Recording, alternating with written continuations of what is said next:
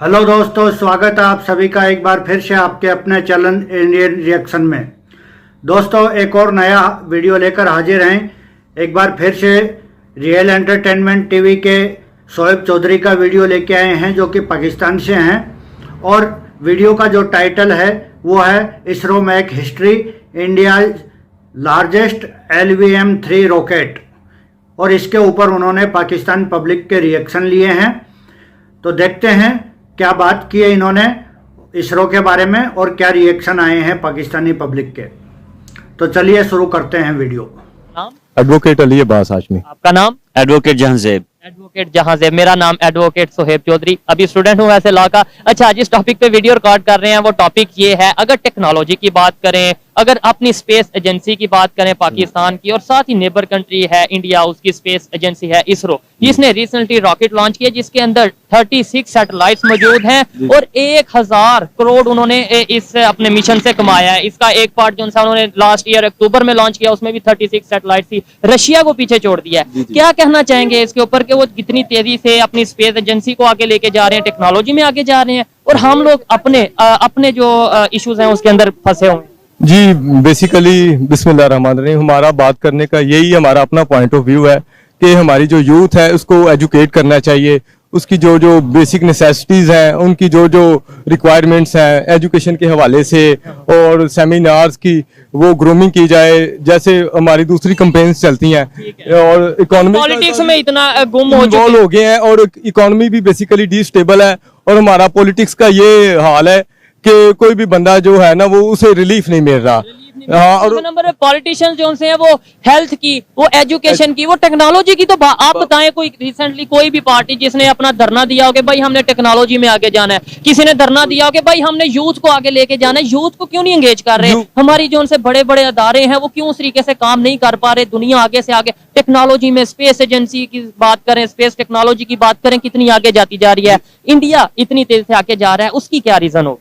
उसकी रीजन ये है कि उनके जो है ना गवर्नमेंट सिस्टम है उनका बड़ा स्टेबल है और डेमोक्रेटिक स्टेट है वो भी डेमोक्रेटिक। लेकिन हमारा डेमोक्रेसी का ना वो रिप्रेजेंटेशन किसी और किस्म की आती है।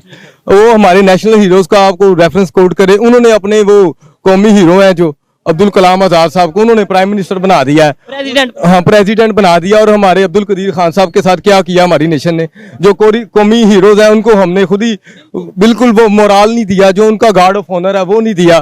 तो ये बड़ा अच्छा पॉइंट भाई ने यहाँ पे सामने लाया कि भाई वो, और अच्छा वो है भी मुसलमान थे। हमें तो यहाँ पे ये कहा जाता है वहाँ पे मुसलमानों को बड़ा कोई अहमियत नहीं दी जाती, ये नहीं किया जाता। वो तो है भी मुस्लिम हैं और वो उन्हें प्रेसिडेंट बना दिया गया। और यहाँ पे हम मुस्लिम कंट्री हैं, इस्लामिक नेशन है, पाकिस्तान है, लेकिन फिर भी हमने इधर जिसने एटॉमिक बम बनाया या हमें इस तरीके से फार्मूला ला के दिया, वो उसे हमने नजरबंद किया।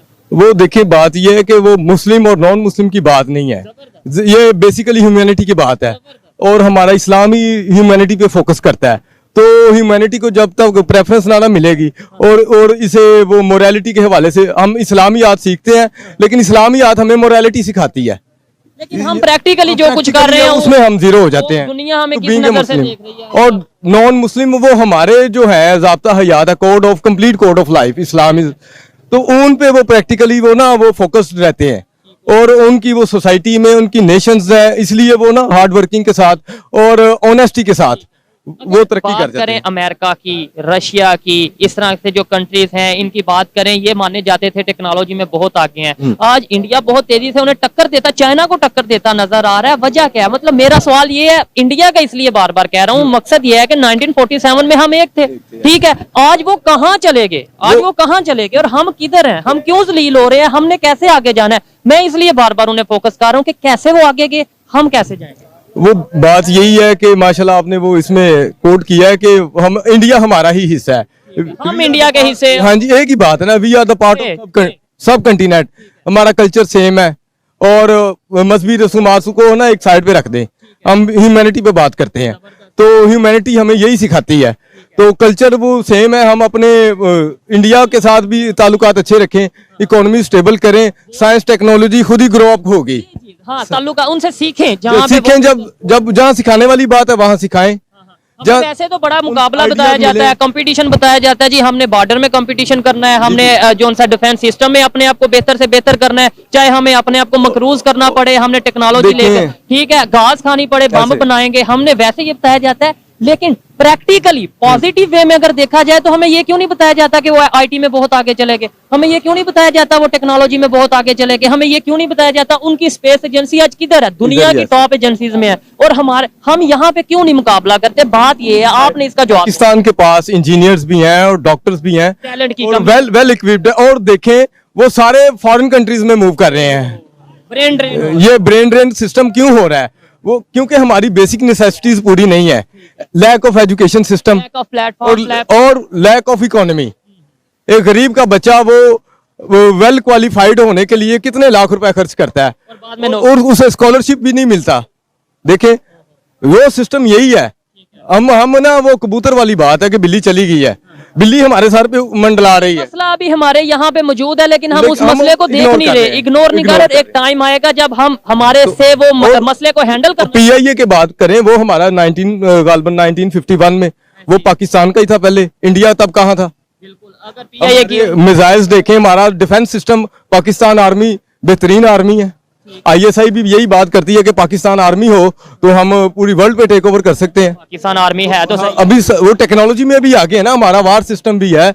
अब अमेरिका ये कहता है, अमेरिका कहता है ना, मैं हमें ये उसकी बात बताया कह रहा जाता हूँ। है, हमें ये- लेकिन- आपको लगता है वाकई अमेरिका को हमारी आर्मी की अगर इजराइल की बात करें, वो आयरन डोम सिस्टम था ना, उन्होंने अपना डिफेंस सिस्टम बनाया था, लेकिन वो इराक ने मिसाइल दागे, दाश ने मिसाइल दागे, वो तबाह कर दिया।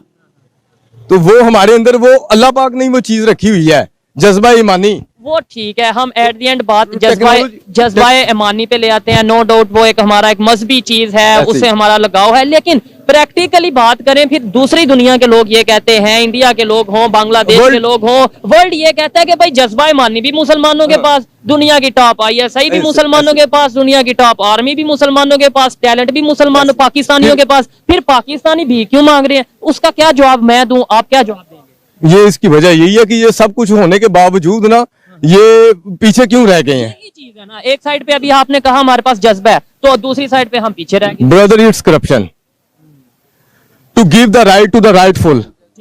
जो नीचे वाले तबके के लोग हैं वो आगे बढ़ने की कोशिश करते हैं, लेकिन उन्हें कुचल दिया जाता है।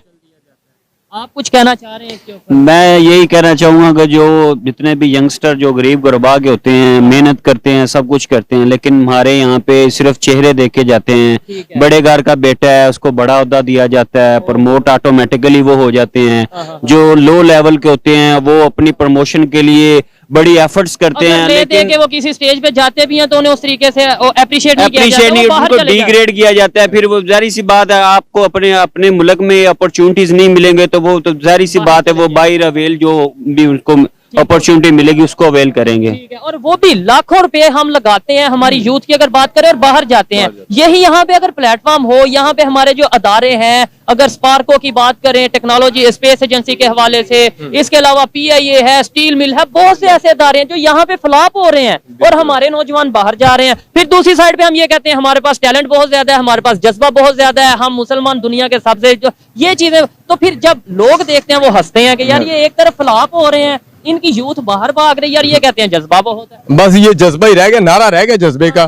प्रैक्टिकली जज्बा नजर नहीं आ रहा, क्योंकि ये यूटिलाइज नहीं कर रहे, अपने टैलेंट के साथ खिलवाड़ कर रहे हैं। इस तरह के टॉपिक्स के ऊपर आपने कभी देखा है कि बात भी हो रही है? हमें हमेशा नफरत की मुकाबला बताया जाता है। इस तरह की टेक्नोलॉजी के हवाले से, स्पेस के हवाले से हमारा मीडिया क्यों नहीं बोलता? हमारे पॉलिटिशियन क्यों नहीं ये नारा लगाते जी हमने टेक्नोलॉजी में इंडिया से आगे निकलना है, जी हमने एजुकेशन में, ये क्यों नहीं बताते हम? भाई वो आपको दाल रोटी के चक्कर में इतना फंसा चुके हैं कि वो टेक्नोलॉजी की बात करेंगे तो फिर वो तरक्की हो जाएगी। जैसे आजकल आटे की हर बंदा एजुकेट हो जाएगा। आटा लेने के लिए कितने लोग मर रहे हैं, हम टेक्नोलॉजी के क्या करें? यही चीज है। तो एग्रीकल्चर हमारी गंदम कितनी पूरी दुनिया में हमारी गंदम जाती है। जाती थी अब नहीं, अब चलें अभी भी जाएगी इंशाल्लाह। इंशाल्लाह, वो हम तो उम्मीद यही रखते ये हैं। माह लेकिन रमजान है तो हम दुआ ही कर सकते हैं ना बेसिकली, कि दोबारा जो हमारा जज्बा ईमानी है ना, वो पाकिस्तान का मतलब क्या था, वो ला इलाहा इल्लल्लाह का वो बना था जी, मिस्टर जिन्ना मकसद के लिए, जिस मकसद जिस के लिए मकसद के बनाया लिए गया था जी, पाकिस्तान या मुसलमान पूरी दुनिया में अपना नाम करेंगे, अपनी मर्जी से काम बस। करेंगे। आज हम ना तो नाम कर पा रहे हैं, जज्बा ना वही है, नारा वही है, इंटरप्रिटेशन गलत कर दी उन्होंने।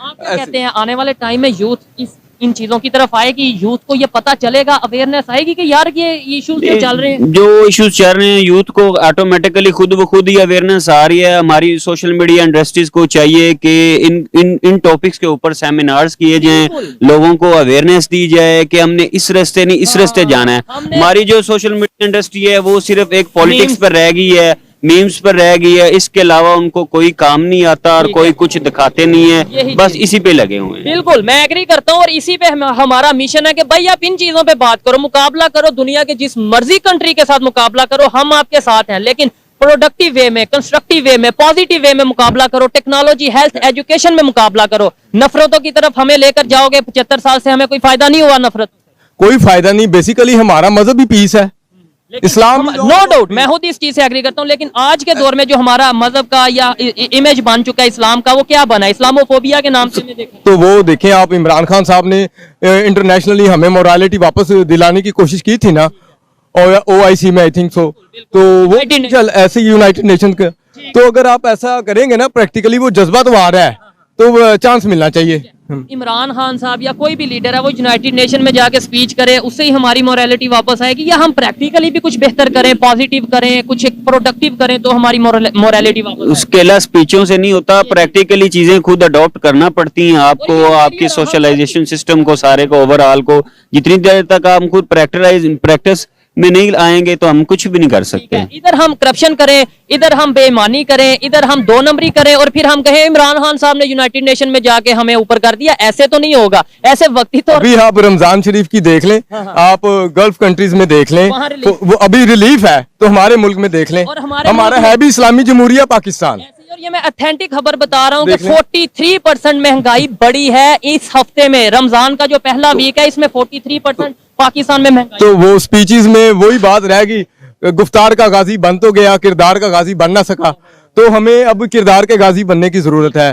तो ये बता दें, हमें अपने नेबर कंट्री से रिलेशन बेहतर करने चाहिए या नहीं करने चाहिए? अगर वो टेक्नोलॉजी में, अगर वो स्पेस साइंस में, अगर वो इसके अलावा एजुकेशन, हेल्थ में आगे जा रहे हैं, हमें पीपल टू पीपल कनेक्शन, यहाँ से स्टूडेंट वहाँ इंडिया भेजें या वहाँ से टीचर्स यहाँ, स्टूडेंट एक्सचेंज प्रोग्राम होने चाहिए। क्या कहना चाहिए? ये बेहतर चीज है, क्योंकि ये एक मॉडरेट वे में, और वो जो आपके साथ टेबल टॉक के जरिए ही मसाइल का हल हो सकता है। जैसे अफगानिस्तान का भी इशू सॉल्व हो गया है, तो ये इंडिया के साथ भी हो सकता है। अफगानिस्तान के जो स्टूडेंट्स हैं इंडिया जा रहे हैं, वो वहाँ पे जाके ट्रेनिंग ले रहे हैं। हम जाहिर सी बात, अगर आप अपने यंगस्टर दूसरे मुल्क को प्रमोट करने के लिए भेज सकते हो, तो अपने मुल्क को प्रमोट करने के लिए उधर से नहीं बुला सकते हो, बुलाना चाहिए आप लोगों को, जाहिर सी बात है, करना चाहिए अच्छी तरह एक पॉजिटिव वे में, तो हो जाएगा इंशाल्लाह। अल्लाह पाक कामयाबी देगा। और अच्छा लगा इनसे बात कर। जितने भी मैं यूथ से बात करता हूँ, मैं 90%, 95% यूथ यही चाहती है कि हमें नफरतें अब नहीं चाहिए, क्योंकि 75 साल में कुछ नहीं नफरतों से लिया। हमें पीपल टू पीपल कनेक्शन बेहतर करना है, स्टूडेंट एक्सचेंज प्रोग्राम करने हैं, हमें हेल्थ में कंपटीशन करना है,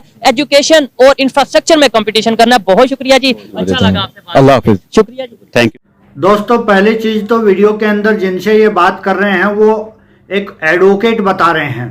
तो जो एडवोकेट है वो जाहिर सी बात है कि एक पढ़ा लिखा आदमी ही होगा, लेकिन वहाँ की पढ़ाई, एजुकेशन लेवल क्या है वो हम अच्छी तरह जानते हैं। वीडियो के अंदर पहली चीज़ ये बता रहे हैं कि 1951 के अंदर पीओके पाकिस्तान का था। कहाँ से था भाई? क्या पढ़ाई करके आए हैं ये? वहाँ का क्या एजुकेशन सिस्टम है? क्या इनको पढ़ाया गया और क्या पढ़ करके ये एडवोकेट बन गए? पाकिस्तान का हिस्सा कभी भी पीओके नहीं रहा। शुरू से जम्मू कश्मीर के जो राजा थे उन्होंने इंडिया के साथ में एक्सेशन साइन किया और इंडिया का ही हिस्सा था जम्मू कश्मीर। पीओके उसका नाम ही इसीलिए पड़ा है कि पाकिस्तान ने उसके ऊपर ज़बरदस्ती कब्जा किया, पाकिस्तान ऑक्युपाइड जम्मू कश्मीर।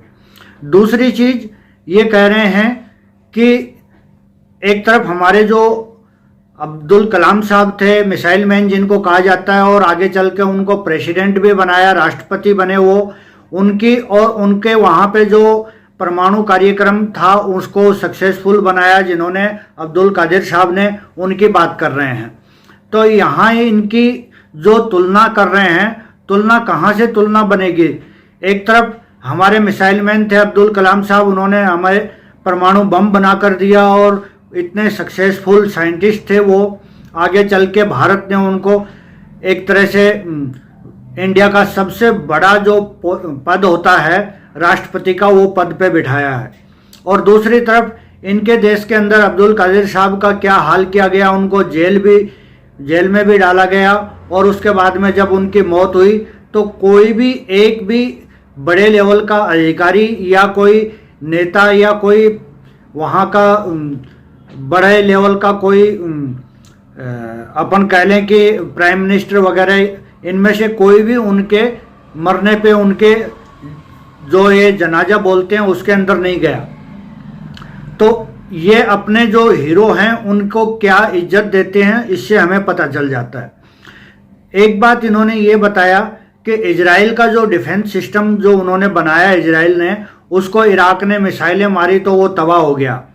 भाई को यही नहीं पता है कि इजराइल एक ऐसा देश है जिसने कुछ दिनों की लड़ाई के अंदर अरब के जो 13 देश हैं उनको धूल चटा दी थी।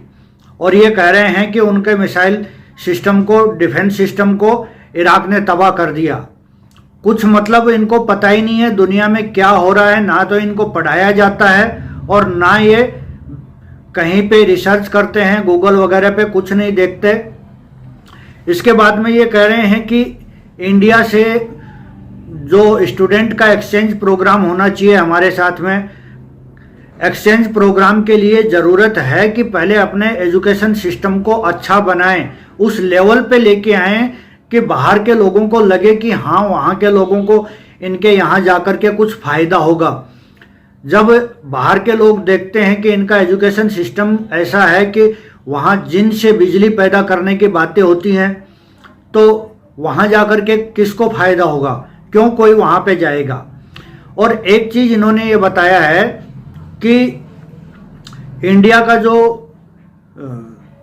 परमाणु सिस्टम है उससे इसरो के बारे में ये जो बात कर रहे हैं, तो पाकिस्तान का जो परमाणु प्रोग्राम है उसको बहुत पहले अगर इंडिया चाहता तो बर्बाद कर सकता था। इंडिया की मेहरबानी है कि इन्होंने परमाणु बम बना लिया, अगर इंडिया चाहता तो ये कभी नहीं बना सकते थे। क्योंकि जो इन्फॉर्मेशन हम जानते हैं बहुत सारी जगह पे मिली है, उससे ये है कि 77 में जब हमारे यहाँ पे मोरारजी देसाई प्रधानमंत्री थे तो एक तरह से वो थोड़े वीक प्रधानमंत्री थे, इसलिए ये चीज़ इन्होंने परमाणु बम बनाने में कामयाबी इनको मिली। नहीं तो उस टाइम रो ने इजराइल के साथ मिलकर के इनके परमाणु प्रोग्राम को बर्बाद करने का पूरा प्लान बना लिया था। इनका जो परमाणु प्रोग्राम जहां चला रहे थे वहां पे इजराइल ने बम डालने की पूरी प्लानिंग कर चुके थे। बस मोरारजी देसाई प्रधानमंत्री थे, उनकी तरफ से रो को इसके लिए हरी झंडी नहीं मिली ये करने के लिए, नहीं तो उस टाइम कर देते। और ये चीज़ बहुत स्पष्ट है, हर चीज़ के अंदर ये जज्बा लेके आ जाते हैं कि हमारे में जज्बा है। चाहे किसी भी मामले में हो, जज्बे से कुछ नहीं होता। चलो मान लिया जज्बा है, लेकिन जज्बे से होता क्या है। अभी खाने को इनके पास में आटा नहीं है, जज्बे का क्या करोगे, चाटोगे जज्बे को। परमाणु बम बना लिया, उसको खा लो, पेट भर जाएगा उससे। तो इनका एजुकेशन सिस्टम है, जो पढ़ा लिखा आदमी है वो भी ऐसी बात कर रहा है। हाँ, शोएब चौधरी जैसे कुछ लोग हैं जो अच्छी तरीके से रिसर्च भी करते हैं और बात भी अच्छी करते हैं। और अच्छा इन्होंने एक मुहिम चला रखा है कि लोगों को वहाँ पे अवेयर करें इस चीज़ के लिए कि जब तक इंडिया से पाकिस्तान की दोस्ती नहीं होगी तब तक पाकिस्तान का कुछ नहीं हो सकता। तो शोएब चौधरी अच्छा काम कर रहे हैं, लेकिन खतरा वही है, इस तरीके से अगर इंडिया के फेवर में या इंडिया के साइड से शोएब चौधरी प्रोग्राम करते रहेंगे तो कहीं ऐसा ना हो कि वहाँ के जो बड़े बड़े पत्रकार भी बताते हैं कि जो भी आदमी इंडिया के फेवर में बात करता है उसको गायब कर दिया जाता है, मार दिया जाता है। तो कहीं कुछ इनके साथ ऐसा ना हो। बाकी आपको वीडियो कैसा लगा कमेंट में ज़रूर बताइएगा। Thank you friend.